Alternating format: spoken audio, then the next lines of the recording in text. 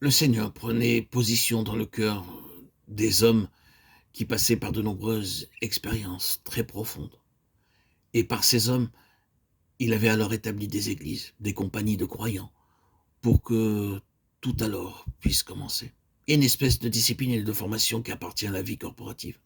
Lorsque vous cessez d'être une unité séparée et que vous vivez une vie liée et en relation avec d'autres croyants pour vivre cette vie corporative, une vie céleste sur la terre, le Nouveau Testament montre que ce n'est pas n'importe quoi ni une chose facile.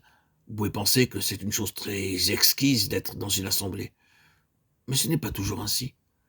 Cette assemblée peut passer par quelques douloureuses expériences. Il y a quelque chose qui survient, une œuvre de Dieu qui se fait. Et c'est parfois si profond et si terrible que vous ne savez pas ce que cela signifie pour le Seigneur. Nous enregistrons tous cela. C'est une voix profonde, une voix de souffrance. Nous souffrons ensemble comme une assemblée. C'est une souffrance corporative, un travail corporatif. Ainsi, ces églises étaient amenées à l'existence. Elles passaient par tout cela. Elles étaient enseignées aussi, mais dans cette voie de l'instruction et de l'enseignement, il y avait toujours le parallèle et la discipline correspondante du Saint-Esprit en eux. L'Esprit Saint avait sa main sur eux et les traitait d'une manière drastique. Alors les choses se manifestaient concrètement. Vous pouvez dire, oh, bien donnez un exemple de cela. Considérez tous ces incidents à Corinthe. Qu'est-ce que Paul leur disait? C'est pour cela qu'il y a parmi vous beaucoup d'infirmes et de malades et grand nombre sont morts. 1 Corinthiens 11, 30. Il y a une histoire spirituelle secrète dans cela. L'Esprit Saint avait pris en main la situation. Ils auraient pu considérer tout cela d'une manière naturelle. Quelqu'un est malade, envoyez donc un docteur. Mais attendez une minute, est-ce qu'il ne peut pas y avoir un facteur spirituel lié à tout cela? Est-ce que le Saint-Esprit n'a pas quelque chose à faire dans cela? Paul dit, oui, cela ne signifie pas que tous ceux qui sont malades sont des délinquants spirituels, mais le principe est là. L'Église est disciplinée par l'Esprit Saint en relation avec le plus plein des saints de Dieu. La chose est claire.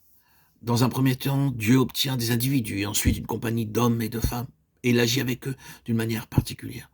Ce n'est pas parce qu'ils ont donné un message ou apporté une vérité, mais à cause de ce que Dieu a fait en eux. Ils ont un ministère spontané, ils se manifestent, c'est tout, d'une manière ou d'une autre. Ils agissent sans que même ils soient capables de l'expliquer.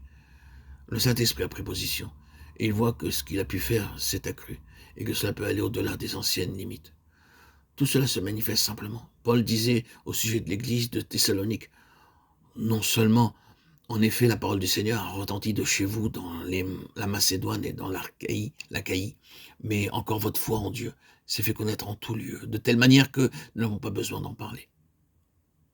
1 Thessaloniciens 1,8. Pensez-vous que cela signifiait qu'ils envoyaient nécessairement des évangélistes? Ils peuvent l'avoir fait, mais ne le dit pas ainsi. Regardez le contexte et vous verrez que Paul dit en tout lieu dans les autres églises. Il parle de vous. Je n'ai pas besoin de parler de vous, c'est connu. C'est par le ministère spontané que Dieu agit.